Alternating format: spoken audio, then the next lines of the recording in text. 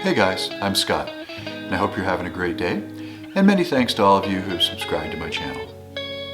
Now, it's not much of a secret that I like the Hirajoshi scale, and you can hear it playing in the background, but have you ever wondered how we find the backing chords to exotic scales?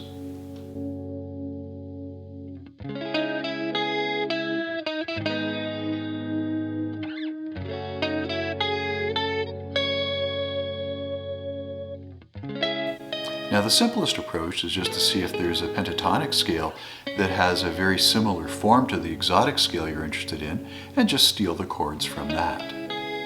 Now, the notes of the Hirajoshi scale are very similar to those of a pentatonic scale formed from the third mode of the major scale, the Phrygian mode. If we take, for example, the C Phrygian mode, which is built on the A major scale, its chords, that is harmonized that major scale, will give us a group of chords that should sound very nice over our C Hirajoshi scale. While we can use all the chords of the A major scale, we do want to be careful about the A major chord itself. If we play it too much, it's going to pull us away from the C Phrygian mode. As you may have expected, and you can probably hear, the chords of the A major scale sound pretty good with our C Hirajoshi scale.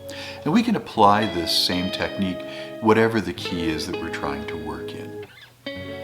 I'm Scott, I hope you found this interesting, and I'll see you again soon.